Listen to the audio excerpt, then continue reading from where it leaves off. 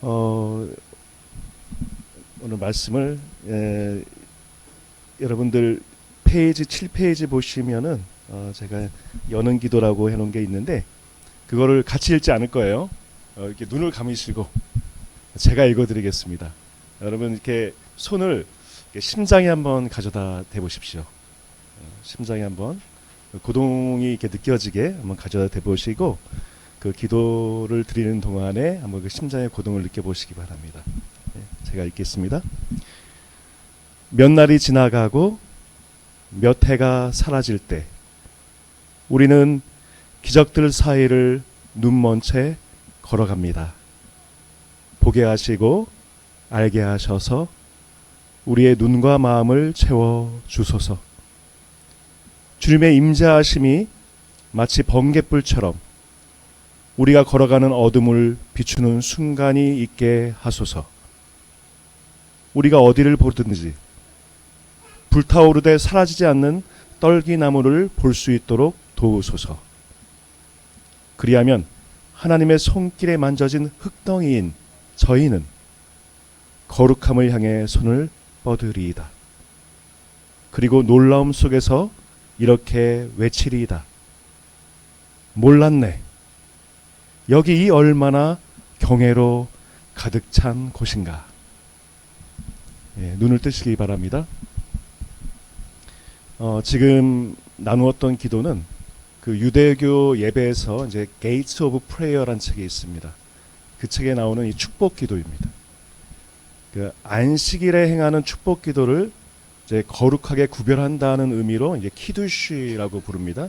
히브리어 이제 카도시에서 나온 말인데, 근데 이 키두시는 안식일 회당에서 랍비가 드리는 기도가 아닙니다. 그러니까 저 같은 목사가 드리는 기도가 아니에요. 그 안식일이 시작되는 이제 금요일입니다. 유대교는 금요일 저녁에 집에서 저녁을 먹을 때에 그 집의 가장들이 식탁에서 드리는 축복 기도입니다. 이 거룩함이 그 회당, 그 예배당 안에 갇혀 있는 것이 아니고 집안 식탁으로 들어오는 것이죠. 어쩌면 우리의 일상과 신앙이란 주제인데, 어쩌면 이 유대인들은 이미 수천 년 전부터 그 주제를 금요일 식탁으로 가져왔던 것입니다. 예배당이 아닌 일상으로 돌아와서 우리 주변에 가득했던 이 경외로움을 놓치지 않게 해달라고 기도했던 것이죠. 이 기도와 관련한 하는 일화가 있습니다. 그 레이첼 나오미 레벤이라는 사람이 이 할아버지의 기도라는 책이 있습니다. 거기에 이런 얘기가 하나 나와요. 이분도 의사인데 이 의료인들의 그 소통 공감 세미나라는 게 있습니다. 뭐 그런 저희 학교도 있죠. 예. 거기에 이제 참석을 했습니다. 근데 거기에서 이제 어떤 실습을 시켰냐면 청진기를 가져왔는데 그 자기 청진기로 자기 심장 소리를 듣게 했습니다. 혹시 청진기 자기 심장에 대보신 적 있으십니까? 있으세요? 예. 그래서 근데 사람들이 처음에 이거 하기를 좀 꺼려했었어요. 그냥 자기 심장 소리 듣다가 이상하면 어떡하지? 뭐 이쪽 약간 이제 그런 불안감이 좀 생겼던 것 같아요. 근데 심장 문제 있으면 어떡하나. 그러다가 다 같이 이제 듣기 시작했습니다. 근데 한결같이 모든 사람들이 어떤 소리를 듣게 됩니다. 우리 삶 가운데 늘 존재했던 것이고 우리가 인간의 형상을 갖추기 전부터 있었던 것, 우리만 아니라 모든 생명이 지금 의존하고 있는 것, 그때 모두가 표현할 수 없는 어떤 신비를 만나고 깊은 감동을 받게 됩니다. 어쩌면 매일 일터에서 다루고 있던 생명이 그 자체가 내 안에 있었구나 하는 걸 깨닫게 되었던 것이죠. 그때 이제 이 심장 전문의가 스스로에게 묻습니다.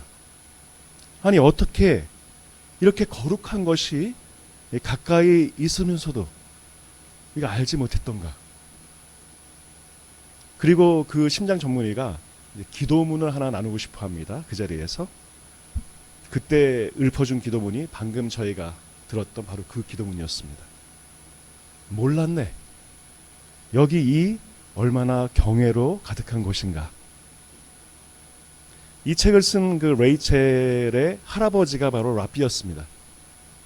그녀가 어릴 때부터 그 기도를 할아버지의 축복을 매 저녁 시간에 들었던 것이었죠.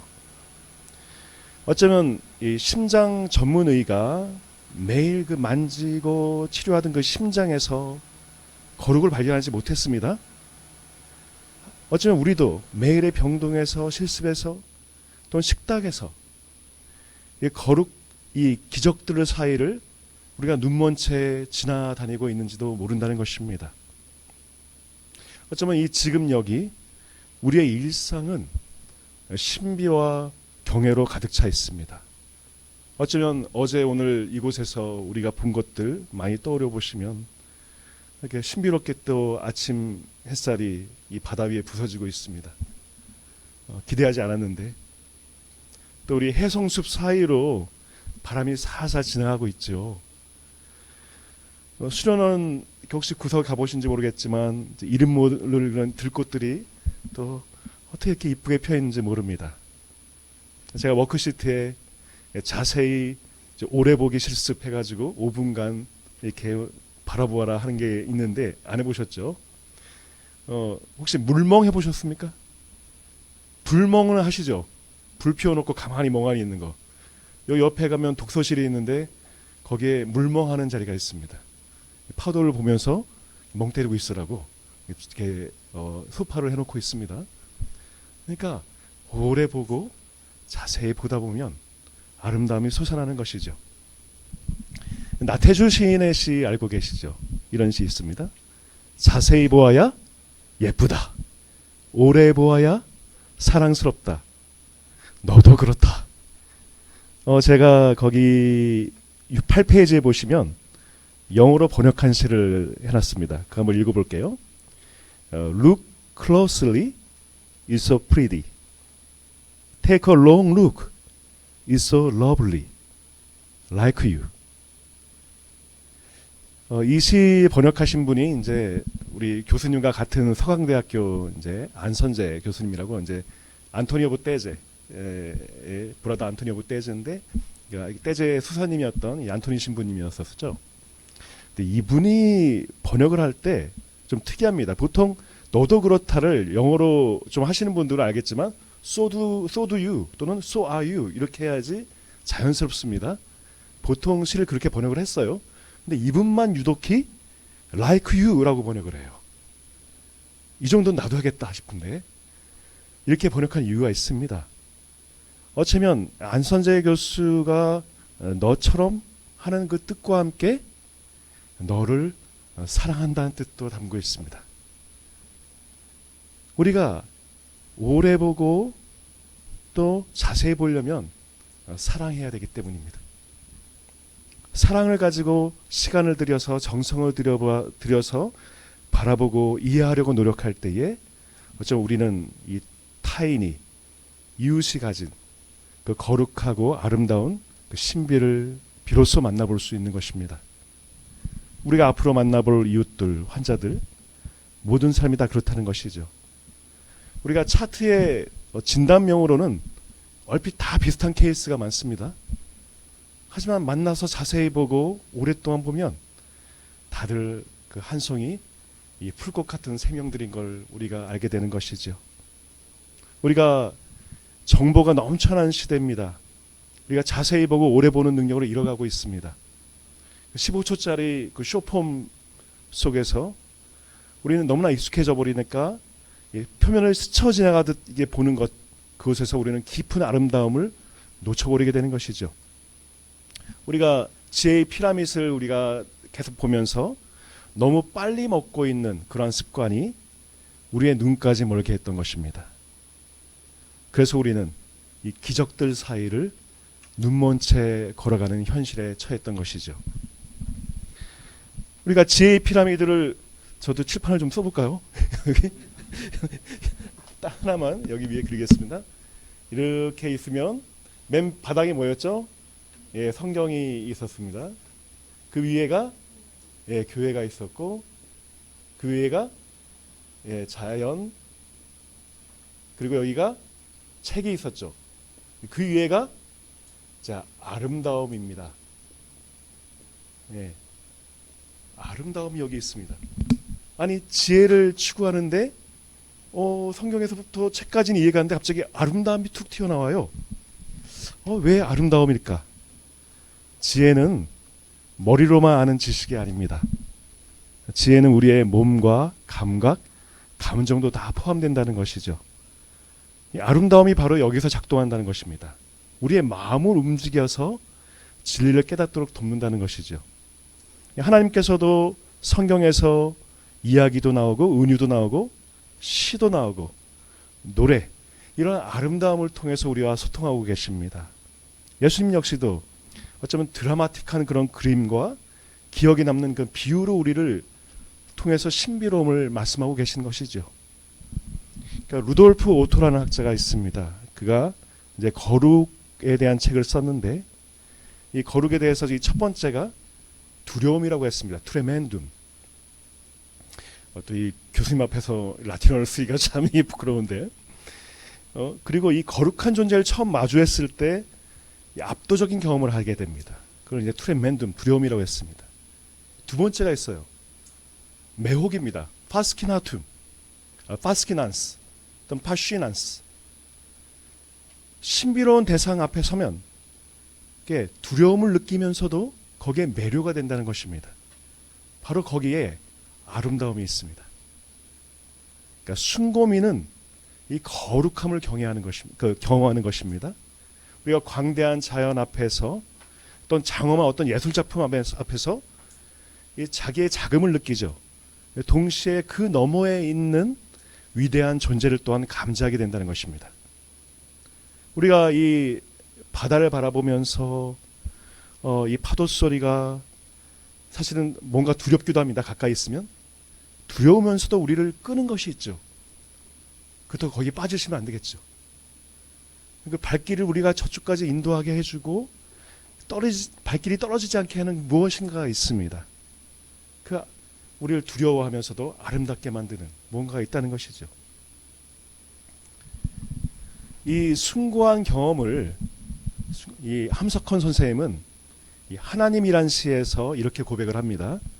이건 한번 같이 읽어볼게요. 거기에 8페이지에 나옵니다. 같이 읽겠습니다. 시작. 몰랐네. 뭐 모른지도 모른 내 가슴에 대드는 개심이었네. 몰라서 겪었네. 어림없이 겪어보니 찢어지게 벅찬 힘의 누름이었네. 벅차서 떨었네. 떨다 생각하니 야릇한 지혜의 뚜름이었네. 하도 야릇해 가만히 만졌네.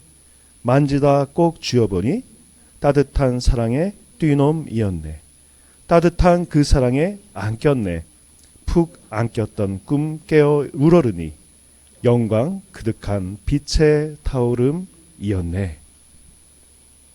함석헌 선생님은 이 신앙의 길을 내가 잘 모른다는 것을 인정하는 데서 시작한다고 말하고 있습니다.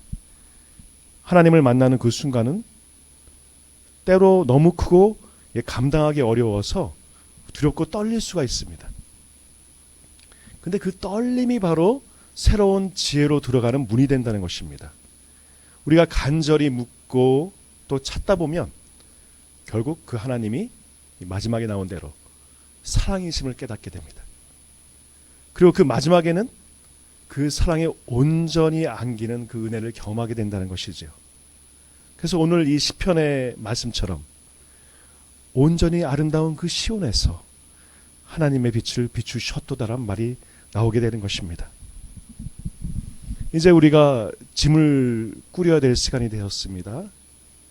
우리가 수련회 기간 동안 가장 중요한 짐이 가방 속에 있지 않습니다. 바로 우리 안에 있습니다. 우리의 보는 눈이 바뀌어야 되는 것이죠. 우리는 종종 기적들 사이를 눈먼 채로 지나다닙니다. 하나님은 예배당에만 계신 것이 아니고 이 수련회장에만 계신 것도 아닙니다. 우리의 그 기도문 키두시가 회당이 아닌 그 식탁에서 나누는 기도였듯이 우리의 하나님은 이제부터 우리의 아침 식탁에 그리고 병동에서 만나는 환자들의 그 심장 소리에 우리 교단에서 볼 수 있는 그 캠퍼스의 작은 그 풀꽃들 그 아름다움의 빛으로 우리를 비추실 것입니다.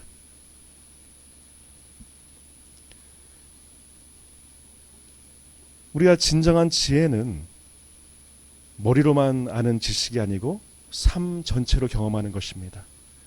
그래서 그 아름다움이 우리의 마음을 흔들어서 그 진리를 보게 해줄 것입니다. 우리가 두려움으로 시작했던 이 경외가 매혹으로 열리게 되고 마침내 하나님의 영광으로 우리를 이끌게 됩니다. 우리 모두가 하나님의 손길에 빚어진 흙덩이들입니다. 근데 그 흙덩이가 거룩을 향해서 손을 뻗을 때에 우리가 놀라움 속에서 고백을 한다고 얘기합니다. 몰랐네?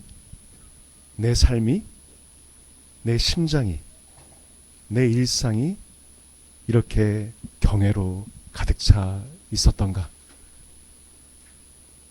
이제 사랑하는 여러분, 이제 일상으로 돌아갑니다. 열린 눈을 가지고 일상으로 돌아가서 순간마다 하나님의 임재를 발견하시기 바랍니다. 경외와 아름다움 속에서 지혜와 거룩을 향해 나아갈 수 있는 그러한 복된 일상이 되시기를 주님의 이름으로 축원합니다. 기도하겠습니다.